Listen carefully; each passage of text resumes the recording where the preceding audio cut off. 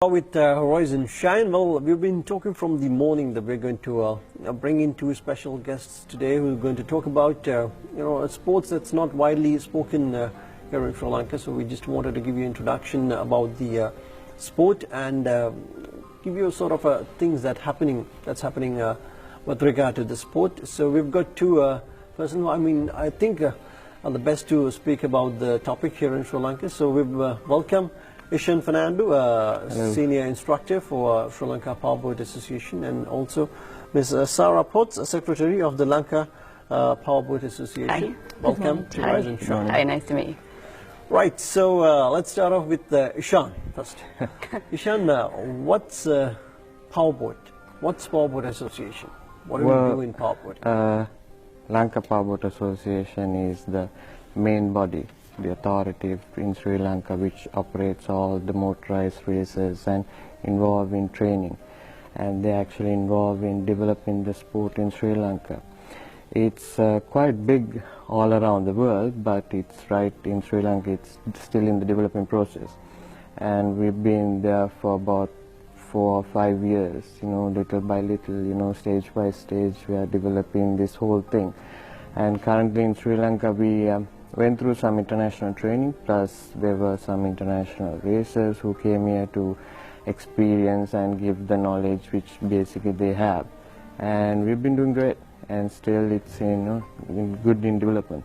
Yeah. Well, moving on to Sarah, would like to ask you, for the very first time here in Sri Lanka this year, we are having the Thundercat powerboat racing, which is an accelerating sport when it comes to this sport across the globe, and for the very first time we are having it here in Sri Lanka. So how is your involvement in getting things organized as the Secretary of the Powerboat Association of Sri Lanka? Well, I do a lot of the background organising. I mean, the idea is really to showcase Sri Lanka as the ideal place for water sports. It's a stunning, beautiful island.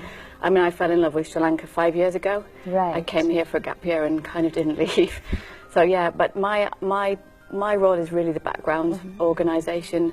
I work with the president to attract international teams to come here, and as Ishan said, we've just done an international event. We had 5 drivers from the UK.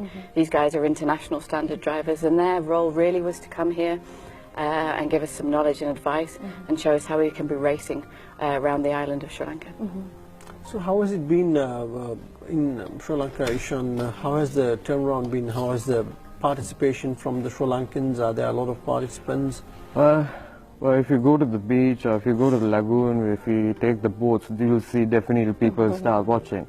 And it's a good event actually. People won't see it, here and there. It's not like just taking out a fisherman's boat, but these boats are super fast. They're very fast actually. Like I did my speed check, and it was 71.2 kilometers per hour, which is superb if you stay in the boat, and it's a good adrenaline rush. And especially when it comes to an event like that, people needs to get involved. But just because they want to get involved, you just cannot take a boat and go out and race. There's a specific rules and regulations and certain knowledge which you need to gain to basically go out there. And we do all this training, yeah. So Ishan, as a senior instructor of Lanka Powerboat Association, would like to ask you now, when it comes to this particular event, for the very first time in Sri Lanka, International Valentine's Trophy Club and it organizes it. So as you mentioned, there are a lot of people who are interested to take part, but the point is, how were the participants actually trained for this particular international trophy, and how did the background work in terms of training take place? Well, if you take the Brits, they are in good stage. They have experience about 10 to 12 years. Right. And we had a world champion also over there with best timings in UK. So it was it's very competitive. You take our boats and their boats. And there were 2 local drivers, myself, and there was another person called Jonathan, which he basically, only the 2 local guys who were basically running with 7 or 6 races. Right. So it was good, and especially when it comes to the surf in the sea, it's a whole different story. It's not like going in the lagoon. It's totally different. It's a good experience actually. And if I can follow on from that, we also trained 7 local co-pilots. So these boats, they're like catamarans. So they've got 2 what you call tubes. Tubes. With a hard floor and a 50 horsepower engine. And you need 2 people in these boats. So you have a driver like Ishan, and then you have a co-pilot at the front. And part of the training was to train the local people how to be the co-pilot at the front. They have to balance the boat. They have to make sure that it doesn't flip or turn. And if people want to get involved with this, we need more people. We need to grow this sport in Sri Lanka. So they can contact the Lankapowerboat Association if they want to get involved in racing or marshalling. There are so many people involved in this type of event. So Adintuit would like to ask you, Ishan, how challenging do you think it was actually getting things in place in terms of the competition I'm speaking about? We would like to see a few visuals as well. Well, I think we should have we'll check out the visuals and then talk about the challenging aspect of it, yes. I am the igniter caught in the wind with no flame. Looking for a lighter, burning cigarettes in your name. Addicted to your nicotine in the bloodstream. Thirsting for the chemistry like a junkie. I'm caught in the afterglow, now I need you more. I'm left lying on the floor with the flames of the rose. Whoa. Addicted to your nicotine, you pussy. I'm constantly chemistry, like a junkie, like a junkie.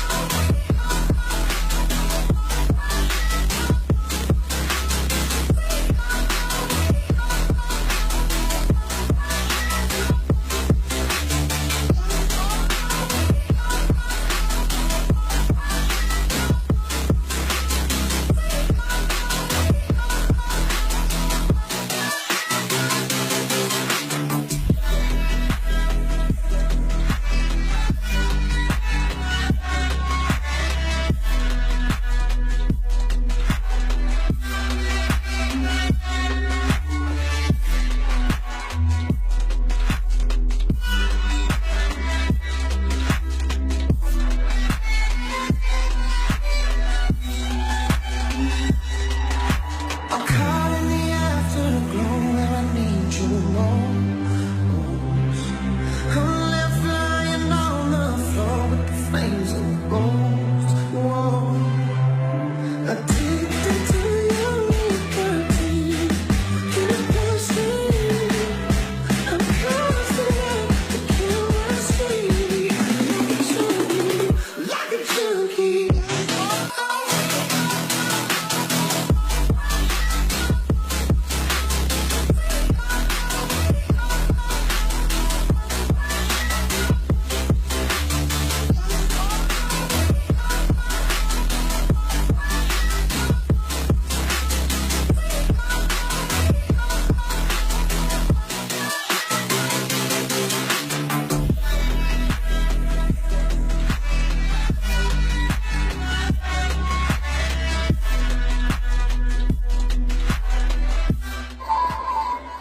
It's really nice to see the beauty of this exciting sport, I would say. So speaking of the challenges, getting back to the point we were in discussion, yeah. Well, organizing event takes a lot of effort, and it's just not just one person job. And you take the logistical teams, you get the secretary, because she's been running around, getting things done, organizing, getting the team sorted out, and getting the boats sorted out, to go over there, safely, because these boats, it's not easy to transport, and especially when you're transporting, you need to be very careful. Plus, putting up the event, the local regulations, the safety aspect, first aid, and everything needs to be sorted out. And plus, you get, international races, coming here and driving with us with another different way of, I experience, basically, because it was first time for me to go and see and, do the surf. And basically, at my first day, I basically went for about 10 feet high. So It was great. so it's a good experience. I mean, yeah. So let me ask a question like this from Sarah. So how was the response from the international players regarding our coastal areas to see that that they had to compete on? Were they happy about it? Oh yeah, the response was phenomenal. Yeah. These guys were so excited when they came. They landed and literally within an hour they were at Bentota where it happened. And you have the lagoon and then you have the surf, and they were absolutely blown away by the beauty of it and by the perfect location. And they're already talking about going and asking for more international events to come here. The big Thundercat World Championships to be coming here in 2020. I mean, as I said before, Sri Lanka is a perfect island. It's got so many inland waterways and it's got the sea all the way around it. And the other thing is it's a year-round season. So in the UK, they only have 4-month season because it's so cold. Here, doesn't matter what time of year, it can be here on the west coast or over in the east coast. So it's a good tourism, good for tourism industry. Yes, yes. And if you take world events, it's huge, and it's huge in the sense. I mean, you have to basically see that to explain it. And plus, if we basically can bring down here, it will be a total different venture. And especially even in power boating also, you get different kind of power boats which you can have. You get jet skis and, you know, all these kind of things. We've just one class, one grade which we are doing, and that also have given a quite, you know, big impact in Sri Lankan tourism. I mean, the thing about the boats that we brought here, the P750 Thundercat boats, is that whilst there are issues in transporting, you have to transport them carefully, they're relatively easy to ship from country to country. So the logistics from bringing them to the UK, to Sri Lanka, quite simple. Because they're inflatable boats, they can go onto a pallet and come here. So it's the ideal kind of boat, kind of people to be attracting here. So speaking of Thundercat racing, how effectively do you think that we can really popularize here in Sri Lanka? Because in different other countries, it's a very popular sport. It is. I mean, it's in 18 countries already, and it's growing. And Sri Lanka is obviously the latest country. And the event we did in Club Bentota was basically a big stepping stone to show that what can be done. I mean, these boats were introduced many years ago, but they were originally a surf rescue boat. And then somebody realized that you can actually race these things. And it's, I mean, as we said, it's a natural environment, and we've done this stepping stone. We've brought an international event here. We've got so many local people wanting to come and do this. And also the other arm to the Lankapowerboat Association is that we're training children to drive these boats. So we put a smaller engine on the back, obviously, but children between the age of 9 and 16. Well, that is very interesting. Able to race these boats. Ishan and I do the training for that also. Okay. Yes. How's that going on? I mean, how's the turnaround? How many kids do you have? It's superb. I mean, we have about 18 children in different groups, but we've got a group now, about 8 children who are actually at the racing level. They have their first competition event next weekend, and these guys are super driven.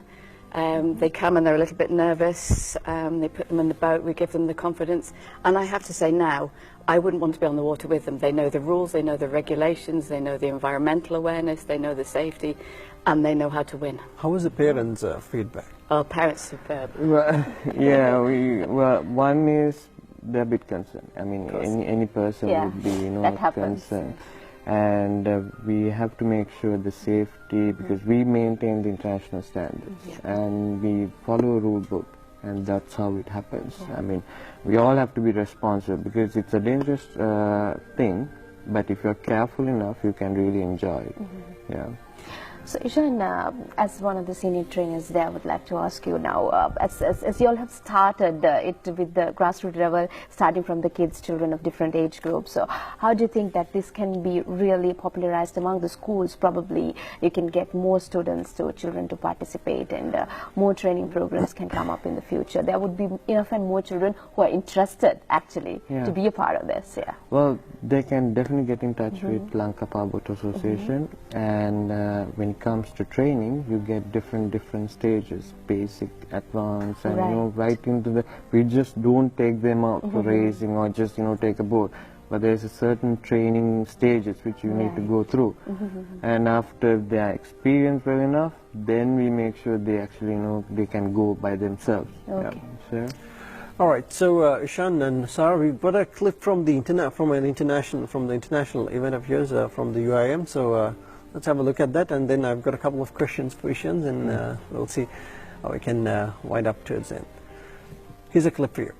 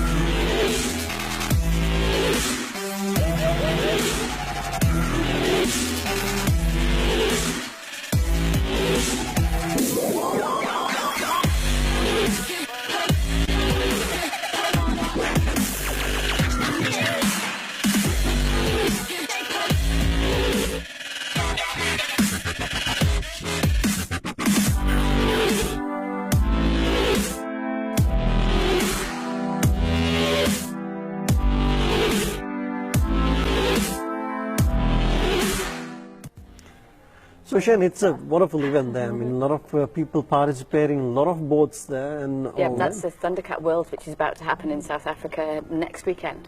Okay, cool. So that's about hopefully things are in place there to get things sorted. Absolutely, yeah. it. So Ishan, I was going to ask you, since we have a very limited time, just tell me, can someone take this, I mean, as a career? Or is it someone for someone who's going to do it as a part-time thing, you know, like a hobby? So how do you see it that way? I believe personally, yes, it can be a career. And basically, I mean, but not in Sri Lanka, but you know, in abroad. But Sri Lanka is getting to that stage, and Lanka Powerboat Association is working tirelessly, to develop into that stage. And if you, I mean, if you take, it works like other races as well. If you take motocross, basically they'll be sponsored. They are doing it for their professionalism. And this can be also in terms of, having it as a career, you can still do it. And there's opportunity in LPA also, which if you are so good, you will basically send to international to represent Sri Lanka. That can be done easily. And the best part is the UIM International, they actually supports it. Yeah. And just imagine you are a good driver, you can take it, you can be a good challenge for the other countries, definitely you get a chance. That's why we, from LPA side, we want to push some more people to get involved, volunteers to come. When people get involved, when they see, when they experience the situation, they want to do it. So that's why we are there, and after that we basically train them, get them experience for them to get actively involved. I would like to ask from Sarah, well actually when we speak of the Lanka Powerboat Association and also the international body of it which supports a lot, so how do you think, what is it in store for the future in terms of Sri Lanka, and what would be the future in terms of powerboating? Oh, the future is huge for Sri Lanka. As we keep talking about the UIM, which is the international body, it's like the ICC. Now we have the full support from them. We became a full member just last year. So it means that we can showcase Sri Lanka, we can bring international events here. And recently, Ishan and myself and the President sat down and we've put a full calendar of racing events and training events for this year and going into 2017.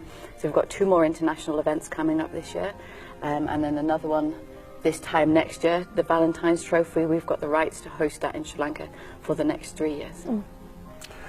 All right, so that's the time that we have got on this program. The time went so fast, I couldn't even feel it. I know, super fast. Super fast, right?